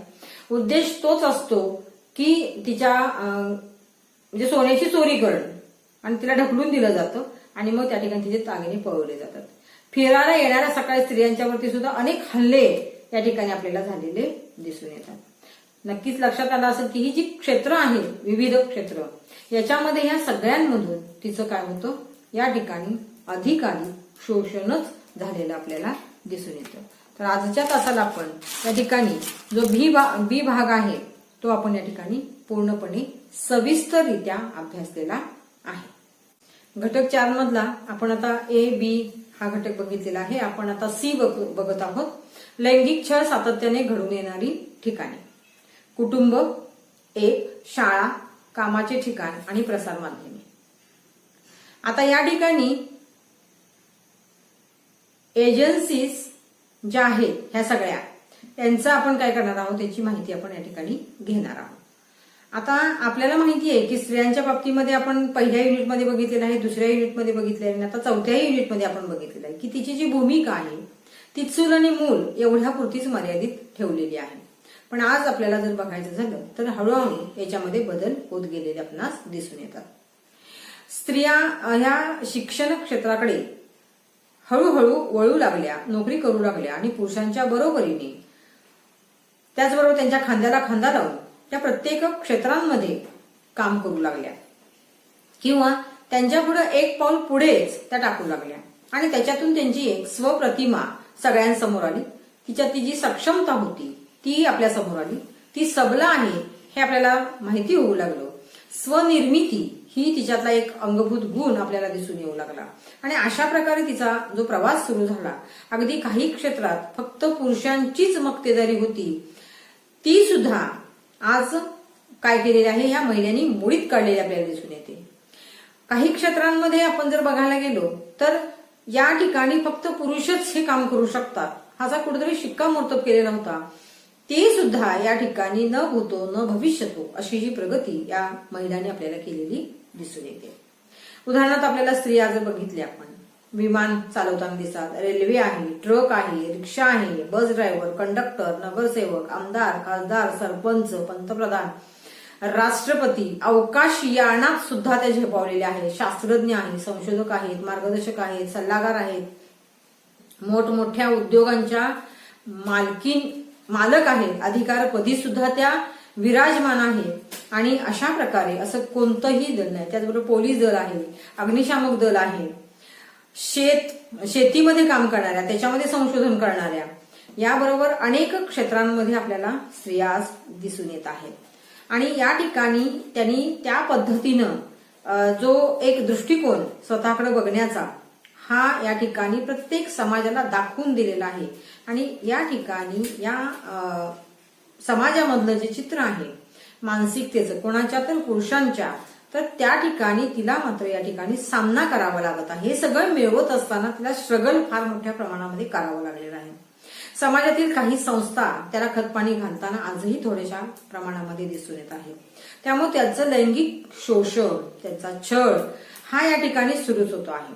वैद्यकीय क्षेत्रामध्ये जर तुम्ही बघितलं तर वैद्यकीय क्षेत्रामध्ये 24 तास किंवा पोलीस दलांची 24 तास ड्युटी आज आपल्याला या कोरोनाच्या काळामध्ये असलेली दिसून येते. त्यामध्ये अग्रेसर जर बघितलं तर महिलांचं प्रमाण सुद्धा त्या ठिकाणी आपल्याला असलेलं दिसून येतं. आता ही जी लैंगिक छळाची ठिकाणं आहेत ती कोणती आहेत तर कुटुंब, शाळा, कामाचे ठिकाणं आणि प्रसारमाध्यम. कुटुंब, मगाशी आपण बऱ्याचशा ठिकाणी कुटुंब क्षेत्राचा विचार केला किंवा शोषण जे होतं त्याची सुरुवात ही कुटुंबापासून होती, हाही मुद्दा आपण बघितलेला आहे. तर याच्यामध्ये त्यांनी सांगितलेलं आहे की सगळ्यात सुरक्षित किंवा आधाराचं ठिकाण म्हणजे त्या स्त्रीसाठी स्वतःचं कुटुंब असतं. आणि ह्या सगळ्याच कुटुंबातल्या सदस्यांसोबत ती वावरत असताना तिला एकटेपणा वाटत नाही. पण प्रत्येक कुटुंबात हीच सुरक्षितता असेल असं मात्र आपल्याला सांगता येत नाही. म्हणून कुटुंब हे लैंगिक छळाचं पहिलं ठिकाण या ठिकाणी मानावं लागेल. काही कुटुंबामध्ये सुशिक्षित असून सुद्धा तिथं आपल्याला त्या स्त्रियांचा मोठ्या प्रमाणामध्ये छळ केलेला दिसून येतो. मग सासू सासरे, नणंद, घरातील इतर काही सदस्य असतील, त्याचबरोबर सर्वात पहिल्या टप्प्यावर तिचा नवरा असतो आणि हे दिसून येतं. आणि त्यामुळं कुटुंबामध्ये मुलगा मुलगी भेद केला जातो, स्त्रियांना दुय्यम स्थान दिलं जातं. ती मग शिकलेली असू दे, सुशिक्षित असू दे, सुजाण असू दे, नोकरी करत असू दे, किंवा ती असू दे किंवा नसू दे, तिचा जो दर्जा आहे तो दुय्यमच मांडलेला आपल्याला दिसून येतो. घरातली कामं तिने सगळी करायची आणि मग नोकरी करायची असंही तिला या ठिकाणी कुटुंबामध्ये सांगितलं जातं. कुटुंबातील सर्वांचंच मत त्याच प्रकारचं त्यांनी ठरवलेलं असतं. या कुटुंबामध्ये मुली झाल्या की स्त्रीला जगणं मुश्किल केलं जातं. काही कुटुंबे आजही आपल्याला या प्रकारची बघायला मिळतात की मुलगा हाच वंशाचा दिवा आहे आणि हीच एक भावना त्या कुटुंबातल्या लोकांची असते आणि त्यामधून सुद्धा हिचं शोषण केलं जातं. आणि अशा वेळेला मुलगा जर नसेल तर तिला चांगला, मुलगी असेल तर तिला चांगला आहार दिला जात नाही किंवा तिची दखल घेतली जात नाही किंवा तिला सांभाळलं जात नाही, आरोग्याच्या बाबतीमध्ये सगळ्या सुविधा उपलब्ध करून दिल्या जात नाही. पण मुलगा असेल तर मग मात्र सगळीकडून तिचा आहार चांगला ठेवला जातो, तिला प्रत्येक ठिकाणी तिला जपलं जातं, बऱ्याचशा ठिकाणी सगळ्या सोयी सुविधा उपलब्ध करून दिल्या जातात. कारण वंशाचा दिवा हा ती देणार आहे आणि म्हणून तिला नसेल तर मग मात्र तिला त्रास दिला जातो. इव्हन तिला मारणं, जाळणं, खून करणं, आत्महत्या करायला प्रवृत्त करणं, नदीत फेकून देणं, भरपूर गोष्टींचा आपण आढावा पाठीमागच्या तासांना घेतलेला आहे. इकॉनॉमिक्स टाइम्सने महाराष्ट्रामध्ये 2008 ते 2011च्या दरम्यान 70% पेक्षा जास्त घटना कुटुंबातील होणारे जे हिंसाचार आहेत त्यामधून नोंदवलेले आहेत. आणि दोषींना आजही शिक्षा नाही, फक्त खटले चालू आहेत असं या ठिकाणी इकॉनॉमिक्स टाइम्सनं सर्वे करून सांगितलेलं आहे. 2008 ते 2011, 2010 ते 2011 कुटुंब हे हिंसाचाराच्या सर्वाधिक घटना महाराष्ट्रामध्ये नोंदवलेल्या आहेत. महाराष्ट्रामध्ये 2433 केसेस आज आहेत. आंध्रमध्ये 1174, कर्नाटकात 1013. या सर्वांपासून स्त्रियांना संरक्षण मिळवण्यासाठी केंद्र सरकारने 2005 साली कौटुंबिक हिंसेपासून स्त्रियांचं संरक्षण करणारा कायदा तयार केला. हे तुम्हाला वस्तुनिष्ठ प्रश्नांना येऊ शकतं. पीडित स्त्री संरक्षण अधिकारी, सेवादायी संस्था यांच्या मार्फत न्यायालयामध्ये दाद मागू शकते. आपल्या परिसरातील जिल्हा महिला व बाल विकास अधिकारी तसेच बाल विकास प्रकल्प अधिकारी हे या कायद्याअंतर्गत नियुक्त केलेले संरक्षण अधिकारी आहेत. जी पीडित स्त्री आहे तिला कायद्यात सांगितल्याप्रमाणे सर्व प्रकारची मदत देणे हे त्यांना बंधनकारक आहे, कारण ती त्यांची जबाबदारी आहे. हा कायदा वेगवेगळ्या नातेसंबंधांमधील स्त्रियांना कुटुंबातील होणाऱ्या हिंसेपासून संरक्षण देण्याचं कार्य करतो. हा कायदा कुटुंबातील प्रमुख नवरा आणि त्याबरोबर घरातले जे सगळे इतर सदस्य आहेत, त्याचबरोबर त्याचे जवळचे नातलग आहेत, संबंधित व्यक्ती आहेत, त्यांचे वर्तन सुधारण्यासाठी संधी सुद्धा उपलब्ध करून देतो. पूर्वी मुलगीचं लग्न ठरलं की सगळीकडे प्रथा होती बघा, की हुंड्याची बोलणी करायची आणि मग हुंडा दिला जाईल आणि हुंड्यापायी अनेक मुलींना जाळणं, खून करणं, मारहाण करणं, तिला आत्महत्येला प्रवृत्त करणं, तिला चटके देणं, जेवण न देणे, अनेक प्रकारे तिचा छळ करणं, अशा प्रकारच्या गोष्टी आपण बघितलेल्या आहेत, ऐकलेल्या आहेत आणि ह्या घडलेल्या आहेत. अनेक मुली अशा प्रकारच्या हिंसेमध्ये मारल्या गेलेल्या आहेत. काही सिनेमे या प्रसंगांवरती तयार झालेले आहेत. उदाहरणार्थ सगळीकडे गाजलेला एक चित्रपट होता माहेरची साडी, हाही तुम्हाला आठवत असेल. आता तुमच्या लक्षात येईल की आज या हुंड्यावरती बंदी आणलेली आहे, अनेक कायदे केलेले आहेत, तरी सुद्धा आजही अनेक कुटुंबे हुंडा घेणं आणि देणे हे दोन प्रकार सुरूच असलेले दिसून येतात. फक्त त्याचं स्वरूप हे वेगळं असलेलं दिसून येतो. त्या हुंड्यापायी मुलींचा जो आहे तो शारीरिक, मानसिक, भावनिक हे सगळ्या प्रकारचे छळ केले जातात. तिचे फार मोठ्या प्रमाणामध्ये शोषण केलं जातं आणि मोठ्या प्रमाणामध्ये आजही तिला या ठिकाणी या सगळ्या गोष्टींना सामोरं जावं लागत आहे. आणि म्हणून सुद्धा स्त्रीला संरक्षण मिळावं यासाठी केंद्र सरकारने हुंडा प्रतिबंध कायदा 1961 मध्ये लागू केला. यासाठी आई वडिलांनी सुद्धा लक्षात घ्यायला पाहिजे की आपली जर कुवत नसेल तर फार मोठ्या घरांमध्ये मुली देऊ नका, जिथं हव्यास आहे त्यांचा वाढत आहे आणि हे देताना सुद्धा आपला निर्णय आपल्या मुलींवरती लादू नये. जर आपली गरीब परिस्थिती असेल तर त्यानुसारच त्या ठिकाणी मुलींना घराणं बघून द्यावं. त्या ठिकाणी जर त्यांची मागणी वाढत असेल आणि तिथे कुठेतरी आपल्या मुलगीला कुठेतरी तिच्या जीवाला धोका निर्माण होईल असं जर असेल तर या ठिकाणी मात्र ह्या सगळ्या गोष्टींचा सुद्धा विचार या ठिकाणी पालकांनी करणं गरजेचं आहे. कारण मुलीच्या संरक्षणाची, जीवाची शाश्वती ही त्या कुटुंबामधून नसते आणि अशा वेळेला तिथं जागरूक असणं गरजेचं आहे. त्या मुलगीनेही स्वतः जागरूक असावं, स्वतः निर्णय घ्यावे, स्वतः विचार करावा आणि मग या ठिकाणी घरच्यांशी चर्चा करावी, घरच्यांनी त्या मुलींशी चर्चा करावी. असं जर असेल तर निश्चितपणाने या ठिकाणी हुंडा जो आहे ही हुंडा घेणं आणि देणं आणि त्यातून त्या मुलगीचं शोषण करणं ही क्रिया काय होईल, हळूहळू आपल्याला कमी झालेली दिसून येईल. काही कुटुंबामध्ये या वरील गोष्टी आपल्याला भोगायला लागू नयेत म्हणून काही कुटुंब काय करतात बघा, गर्भलिंगाचं परीक्षण करतात आणि हे करण्यासाठी स्त्रीवरती सक्ती केली जाते, जबरदस्ती केली जाते, तिला मारहाण केली जाते, तिला उपवाशी ठेवलं जातं आणि यासारख्या हिंसेचा वापर करून आणि जर मुलगी असेल तर तिला तिच्या मातेच्या पोटातच मारलं जातं.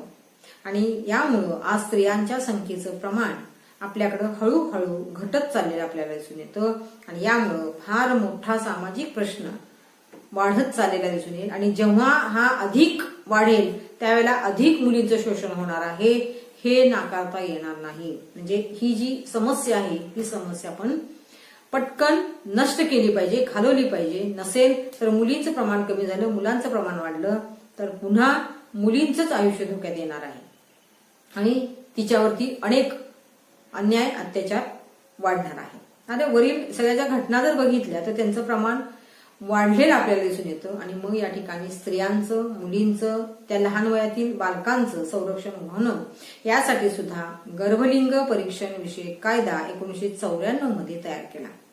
म्हणजे वरील कायद्यान्वये स्त्रीला जबरदस्तीनं गर्भलिंग जर चाचणी करायला जर नेलं तर त्या ठिकाणी संबंधित व्यक्तींना शिक्षेची तरतूद आणि दंड ठोठवण्यात आला आहे. काही वेळेस तो सरकारी किंवा इतर ठिकाणी नोकरी करत असेल तर त्याला या कृत्याबद्दल आपली नोकरी सुद्धा या ठिकाणी गमवावी लागणार आहे. म्हणजे जो हा 1994चा जो गर्भलिंग परीक्षण कायदा जो केला तो इतक्या चांगल्या प्रमाणामध्ये केल्यामुळे सुद्धा या ठिकाणी ज्या स्त्रियांच्यावरती जे अन्याय होत आहेत, अत्याचार होत आहेत त्याला कुठेतरी आळा बसेल. कुटुंबामध्ये ह्या घटना का घडत असतात? कारण अनेक आहेत आणि त्यामुळे निश्चितपणाने आपल्याला ती सांगता येत नाही.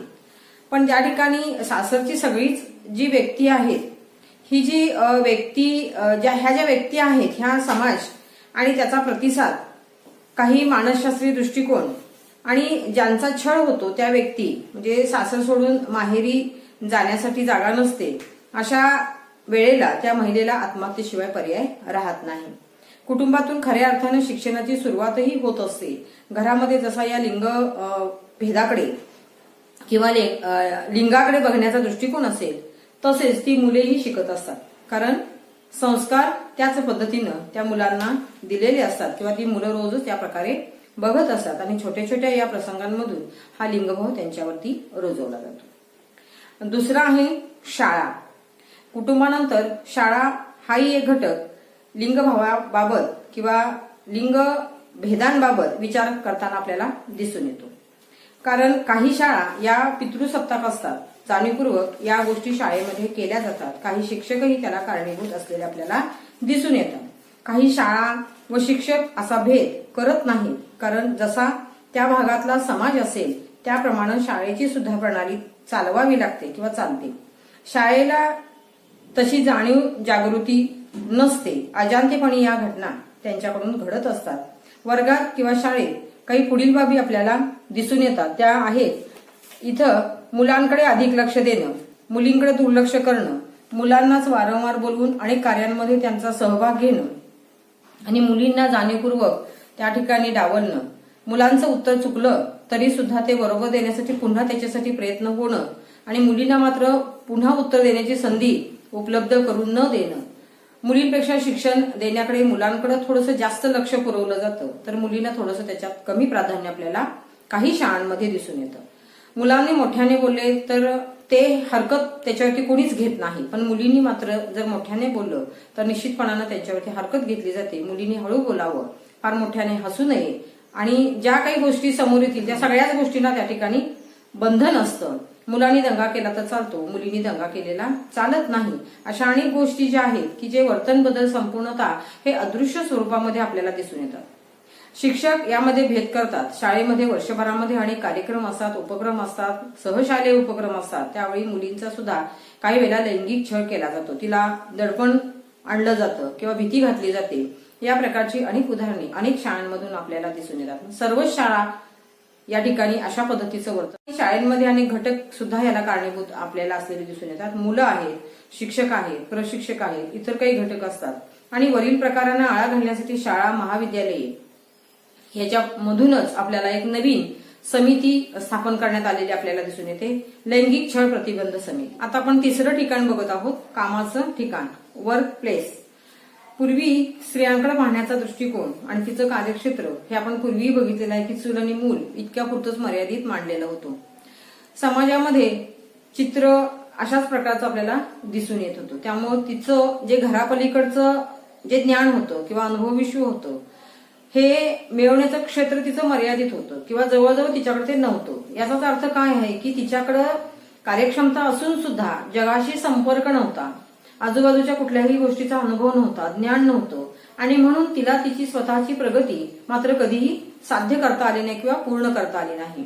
पण अनेक या ठिकाणी व्यक्ती ज्या आहेत, ज्या थोर व्यक्ती असतील, समाजसुधारक असतील, शिक्षण तज्ज्ञ असतील आणि या सगळ्यांमुळं या क्षेत्रांमध्ये या स्त्रियांमध्ये किंवा शिक्षण घेण्यामध्ये थोडासा आपल्याला बदल झालेला दिसून येऊ लागला आणि हळूहळू मुली शिक्षण घेऊ लागल्या, घराबाहेर पडू लागल्या आणि तिचा जो संपर्क आहे आणि तो जगाशी येऊ लागला, तिचं अनुभव विश्व वाढू लागलं, तिला ज्ञान मिळू लागलं. शहरामध्येचं उदाहरण घ्या किंवा ग्रामीण भागाचं उदाहरण घ्या, स्त्रिया ह्या शेतीमध्ये, उद्योगांमध्ये सहभाग घेऊ लागल्या. अगदी शेतीचं संपूर्ण ज्ञान, त्या ज्ञानाचा शेती विकासासाठी सुद्धा त्यांनी उपयोग करून घेऊ लागल्या. तसेच अगदी बस कंडक्टर, आपण पूर्वीही एका पॉइंटमध्ये बघितलेलं आहे की बस कंडक्टर असेल, रिक्षा चालवणं असेल किंवा रेल्वे, विमान, जहाज, म्हणजे प्रत्येक ठिकाणी म्हणजे न भूतो न भविष्यतो अशी प्रत्येक क्षेत्र तिनं काय केलेलं आहे, काबीज केलं आणि अशी मजल मारली की अनेक क्षेत्रामध्ये तिनं, राजकीय क्षेत्रामध्ये सुद्धा जर बघायला गेलं तर सरपंच पदांपासून आपण जर बघितलं तर पंतप्रधान, राष्ट्रपती पदांपर्यंत अवकाश क्षेत्रामध्ये सुद्धा तिने गवसणी घातलेली आपल्याला दिसून येते. खेळामध्ये मुलांपेक्षा मुलींनी अधिक पदकं आपल्या भारताला मिळवून दिलेली आपल्याला दिसून येत आहेत. एक उत्तम चांगलं कार्य त्यांच्या हातून घडून येताना आपल्याला दिसून येत आहे. परंतु या क्षेत्रामध्ये तिला पुरुष सहकारी वर्गांकडून अपमानास्पद वागणूक आजही मिळते. तिचं शारीरिक, मानसिक, बौद्धिक या ठिकाणचा जो छळ आहे तो त्या ठिकाणी कमी असेल पण त्या ठिकाणी होतो आहे अगदी शेतात काम करणारी जरी महिला आपण घेतली तरी तिचं वेतन जे आहे ते पुरुष कामगाराच्या वेतनापेक्षा कमी असलेलं आपल्याला दिसून येतं. आणि या ठिकाणी तिचा अपमान करणं हा जवळजवळ त्यांचा जन्मसिद्ध हक्क असल्याप्रमाणे शेतमालक सुद्धा त्या स्त्रियांचा छळ करताना आपल्याला दिसून येत आहे. मग वेतनामधला फरक असेल किंवा स्त्री फार शारीरिक दृष्टिकोनातून कमकुवत आहे असं ते मानतात.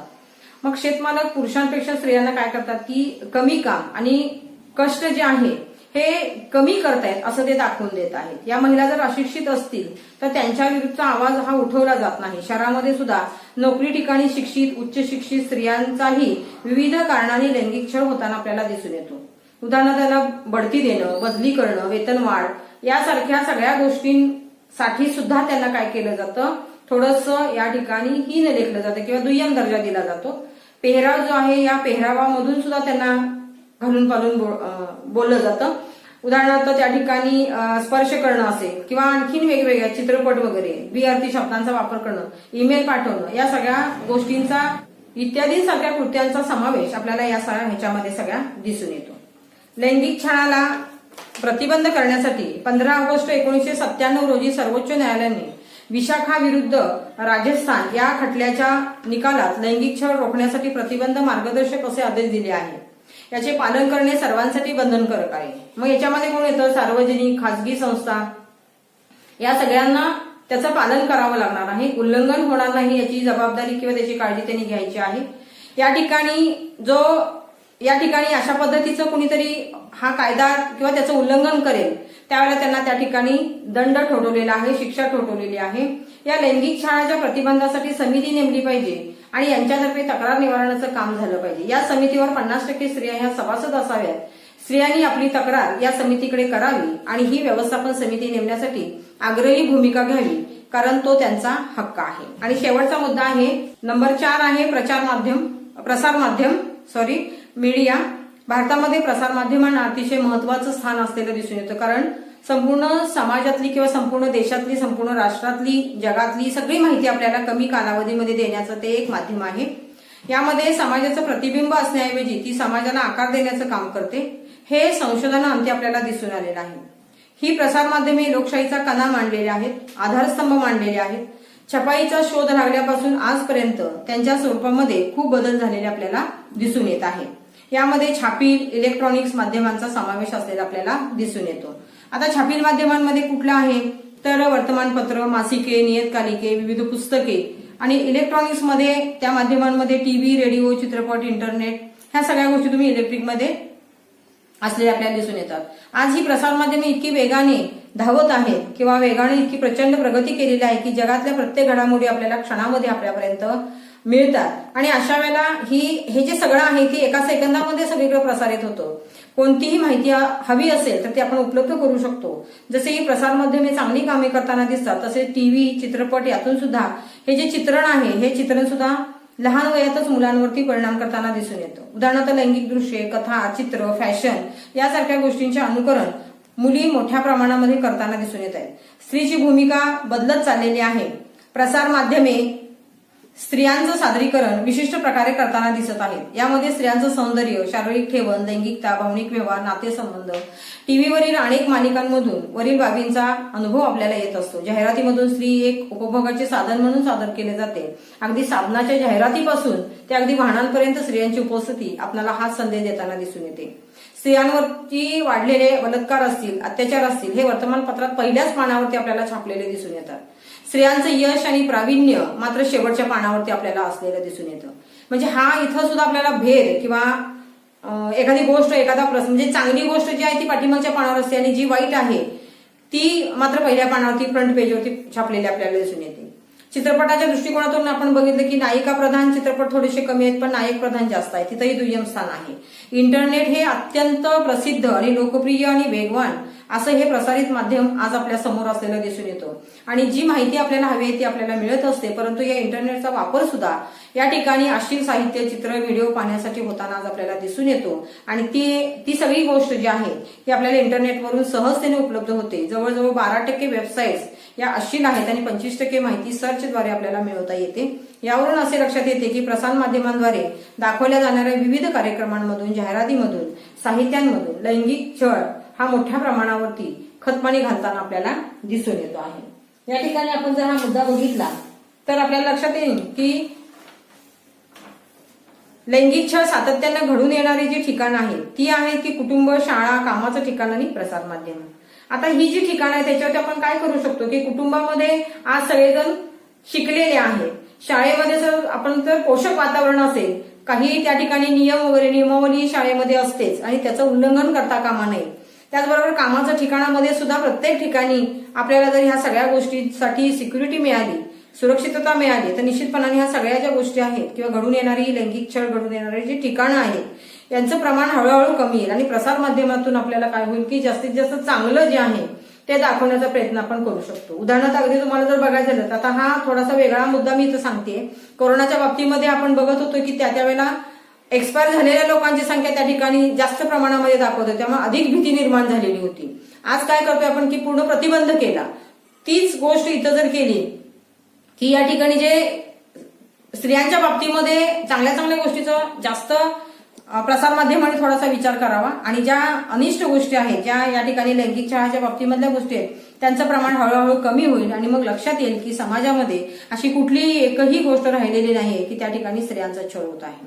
तर आज आपण या ठिकाणी पूर्ण घटक जो आहे या नंबर 4 मधला पूर्ण घटकाचा अभ्यास आपण सविस्तररित्या या तासाला केलेला आहे. धन्यवाद.